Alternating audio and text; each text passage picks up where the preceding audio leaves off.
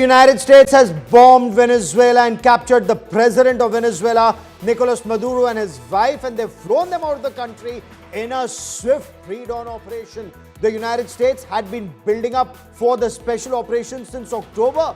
Increasingly, United States warships from the USS Gerald R the aircraft carrier battle group, missile destroyers, strikers, amphibious assault ships, they were positioned strategically just outside Venezuela's territorial waters in the Caribbean. Now, Venezuela, incidentally, has the world's largest proven oil reserves. The Trump administration, of course, officially has repeatedly targeted the Maduro government, blaming them for drugs and drug smuggling. Both Maduro and his wife, incidentally, have been flown to another location. They've been indicted and they are being charged with narco-terrorism. Several countries have hit out at the US actions. In fact, Russia condemned US actions, calling it unacceptable and untenable. They've supported Venezuela's call for a United Nations Security Council meeting. We get you more in this report. America has struck Venezuela.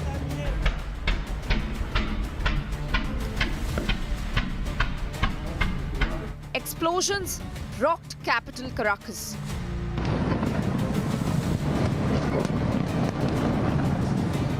Several key strategic locations bombed, a region drowned in smoke. And Venezuelan President Nicolás Maduro and his wife captured. Venezuela has denounced the strikes as the most criminal military aggression by Washington and demanded immediate proof of life for Maduro and his wife. The free, independent and sovereign Venezuela rejects with all its strength the presence of these foreign troops that have left death, pain and destruction in their path. This flashpoint has come after months of tension between Washington and Caracas. Trump has long accused Maduro of being involved in drug trafficking. And while he denies the allegations, the US has continued to ramp up pressure on Venezuela, launching one of the largest deployments of forces to the Caribbean in decades. The US has carried out more than 20 strikes near Venezuela since September, slapping sanctions and upping military pressure alike. Sources say Maduro is now in US custody and will face trial on criminal charges against him. But he has come to this fate only 2 days after indicating that Venezuela is open to negotiating a deal with the US to combat drug trafficking. The US government knows that because we have said it a lot to the interlocutors that if they want to speak seriously about an agreement to battle drug trafficking, we are ready to do that. If they want Venezuela's oil, Venezuela is ready to accept US investments like that of Chevron when, where and how they want to make them. If Maduro has indeed been ousted, Venezuela is now left in a power vacuum with no clear successor, and its lucrative oil reserves are more vulnerable than ever. Bureau Report, India Today. So even as we speak, a state of emergency has been declared in Venezuela. The vice president has demanded proof of life, and of course Venezuela has called for an emergency session of the United Nations Security Council. Russia has condemned US actions, calling it unacceptable and untenable.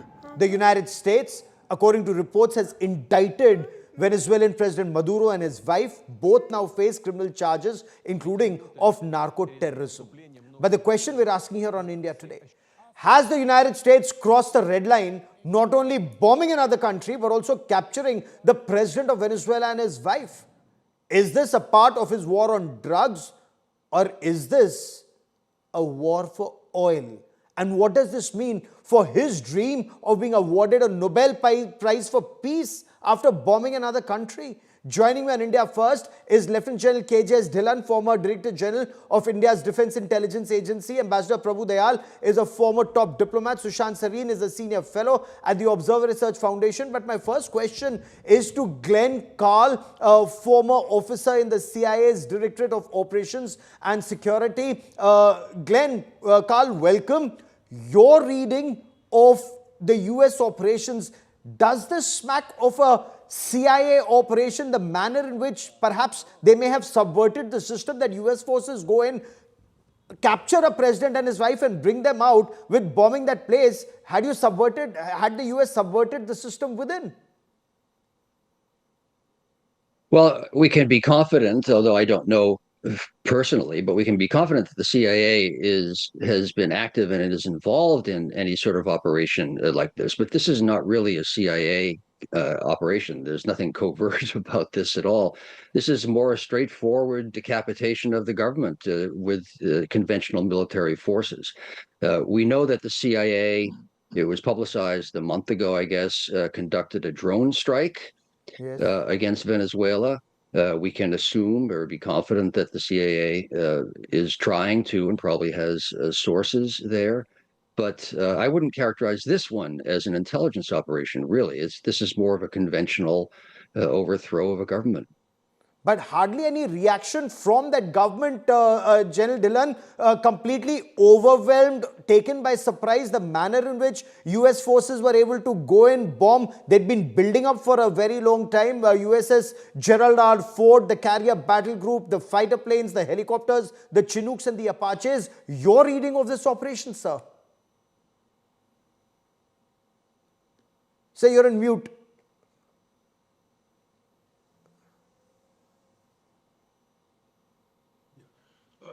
Sorry. Good evening, Gaurav, and good evening to fellow panelists and your viewers. First of all, we must understand the geography of Venezuela to understand how this military operation has been carried out with such precision and such in a short while. Venezuela's northern coast, which is in the Caribbean, and the capital city is bang on the northern coast, which is very close to the Southern America, that is the USA proper, and it is in the middle of the Caribbean. Staying away from the Venezuelan waters, from the carrier group, the aerial assets can be launched. They can land in the capital city, which is on the coast itself, and the air defense can be silenced physically and electronically. Now, such an operation to happen where president has been taken as a prisoner and his wife, there has to be someone from within supporting this operation by US forces. Nobody can enter the presidential palace in spite of the military might and all, but on ground, someone has not stopped them, or whatever the reason, I think the clarity will occur. This is an unprecedented move in international relations, where a president and his wife have been taken to an unknown location as of now. Maybe in the 11 a.m. briefing, some clarity will come in. And another connected thing is the presidential opposition candidate in Venezuela in the July elections landed in Spain on this Sunday, Gonzalez. He landed in Spain and sought political asylum. And whether he will be a player or someone from within the government would be a player, or the vice president or the defense minister, the state of emergency has been declared. But overall, it's a clear-cut case of fight for the Venezuelan oil, the drugs, and as you rightly said, I think it puts on question on the Nobel Peace Prize aspirations. Let me bring in And Ambassador Russia and Dayal. Iran. Yes, let me bring in Russia and Ambassador Iran. Dayal, because Ambassador Dayal, does this unilateral US intervention, which clearly lacks any UN Security Council approval, violate international laws under the UN Charter of Prohibition of Use of Force? Has the US crossed the red lines there, sir? Gaurav, you're absolutely right. It crosses the red line. It violates the UN Charter. It is in violation of international law. But we can keep saying it till the cows come home, but it doesn't make any difference to the situation on the ground. America has demonstrated that its belief is in might is right. Trump is a believer in this principle. He has shown that. How to check his behavior in future remains open to question.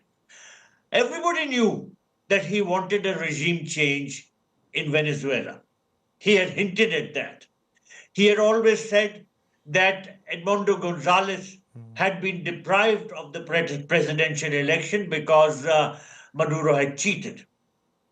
And there were all indications that Trump was going all out to get at Maduro. He had labeled Maduro as someone who was involved with drug trafficking. He said Maduro is heading a drug cartel. He had attacked Venezuelan boats on the high seas. He had attacked a site on Venezuelan land from where he said the drugs were being loaded onto the boats. So he had given all indications of very hostile actions. But frankly, nobody thought that he would be able to pull off such an operation as capturing and kidnapping the president of Venezuela and his wife and taking them to America. So Shansarin, then charging them, indicting them, charging them with narco-terrorism in the US. So is the US on a strong legal wicket here, or in the Trump administration, they don't care, it's Trump's way or highway? Yeah, come on, Gaurav. I never expected you to be as naive. Yes, I don't think Trump cares so much for law. Sushant Sarin, Ambassador Dayal, Sushant Sarin, go on Sushant. I didn't think you were as naive to ask this kind of a question. Do you think there is any legality involved? That's just an embellishment for a patently illegal action which they have taken. Now, the simple fact of the matter is that the old global rules-based order that was being sold to everybody has broken down completely, and not for the first time. This is not the first time the Americans have picked up a leader of one of the Latin American countries and booked him on drug, narcotics trafficking charges. We had the example of Manuel Noriega of Panama in the past, and now we have this particular example. So this is not the first time something like this is being done by the Americans. And that entire legal process which they swear by, it doesn't hold any water. Unless, it's the case that America has legal jurisdiction all over the world and the rest of the world is an American colony, this doesn't hold. Now, again, let me make it very clear. I don't hold any brief for Maduro because I think that particular regime was abysmal. But is that the only abysmal regime in the world? If you're talking about an unfair election, what happened in Pakistan last year? True. 24. It was a completely stolen election by Trump's favorite field marshal, but that doesn't seem to bother him. Out there, he's perfectly fine. And despite having loaded the field in Pakistan, Imran Khan's party had still won, and they were finally just declared that they had lost. It was an election worse stolen than what happened in Venezuela. But Gaurav, look, let's face it, we are back to a time when that old order has completely broken down. As Ambassador Dayal has said, might is right. And that old 2,000-year-old saying that the strong do what they can and the weak suffer what they must is the simple reality of today's order. And I think until and unless countries like ours understand this simple fact and not be swayed by the nonsense which the West feeds us, that you should do certain things because it is not moralistic. Let's not take any moralistic lectures or sermonizing from anybody in the world. And we've seen a history, we've seen a long history of the US doing what it wants to do. And, not just in Panama or Grenada or in Libya or in Iraq, like they've done, or Afghanistan in the past. But Glenn Carl, no rules-based order. Its might is right, not going to the UN Security Council just because Donald Trump has decided he wants to do this. I mean, isn't this what the US criticized Russia for Ukraine? And US did exactly the same thing, sir? Well, the short answer to the last part of your question and comment is yes, the U.S. has done the same thing, and that gets to a larger point that I think is really important that we make here. But two things to get there: from 1945 until the last decade, there has been a halting but a real international normative order where the most powerful states were able, the United States first among them, to pursue their national interests unilaterally, but there still were norms obeyed and upheld for many aspects of international relations. This has completely broken down, and that gets to what I think the larger point is.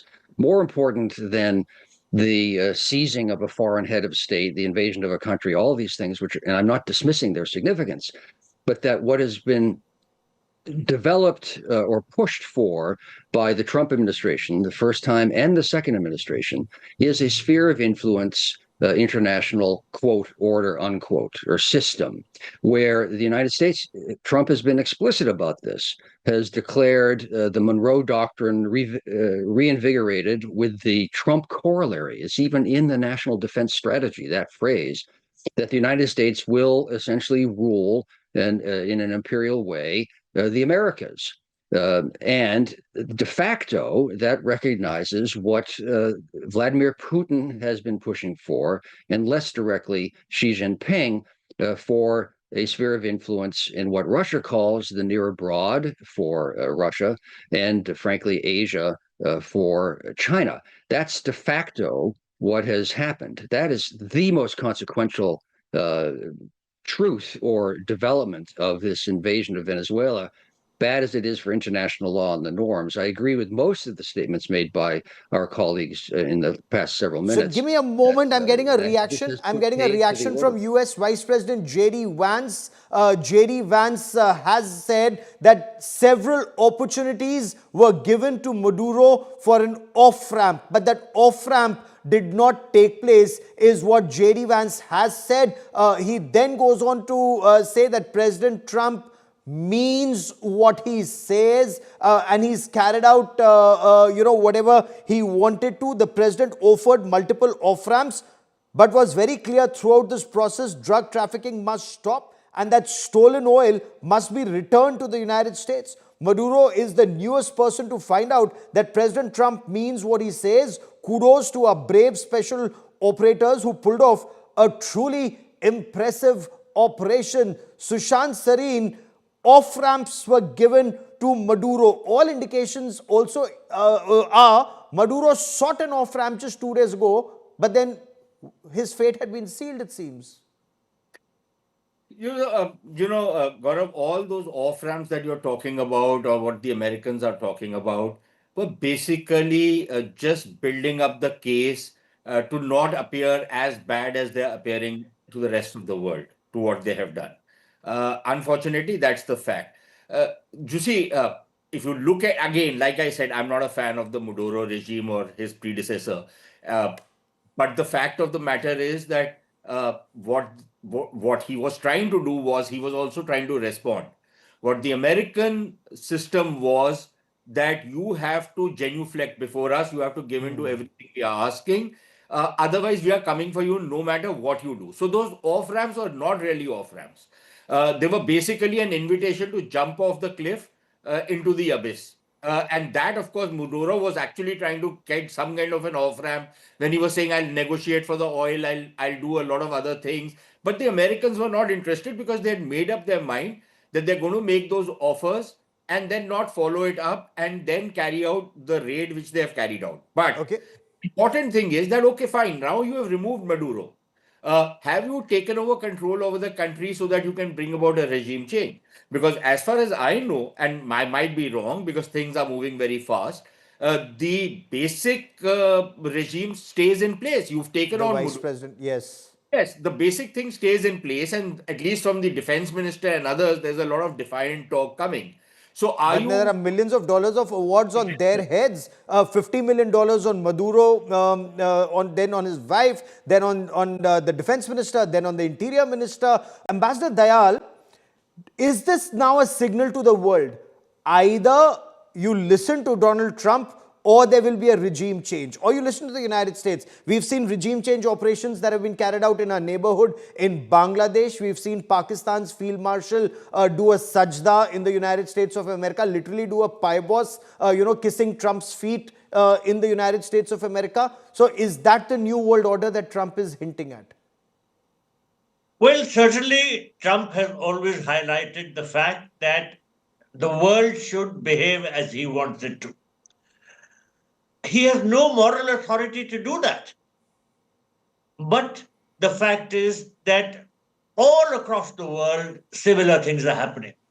How could Trump say that what the Russians did by invading Ukraine is wrong when he would have done exactly the same thing, as he has shown indeed by invading, I use the word invading Venezuela, capturing the president and taking him to America. Yes. So this is a totally unlawful world in which we are living. Now the next thing could be China invading Taiwan. Now, how can America say that that is wrong? Because the Americans have shown that they also do things which are entirely wrong. I hope the world stands united, but I'm afraid that most countries will behave as suits them. They will not come out strongly against America. No, is this the end of the United Nations? Is The powerless. UN is They now will not way be able to past do its anything. use by date by all indications. But General Dillon, is this about drugs reaching the US mainland, or is this a war for oil? We've seen similar war for oil, whether it was in Iraq or in Libya and now Venezuela. Absolutely, Gaurav. All these are, alibis being given. All these indications that offers taken, offers refused, offers not offered. All these are alibis. Basically, it is the fight for the Venezuelan oil. And the only countries so far, as per my knowledge, who have come out and sort of said this is a bad thing is Russia and Iran. Yes. And it is also a veiled message to Iran because the protests are being staged there also. Veiled message to Iran, either you behave or this can happen to your country also. So regime change is a very much undeclared or declared policy of America, starting with Kuwait, Iraq, Bangladesh, Nepal, and now we are seeing in many other countries, and now this Venezuelan thing which has happened.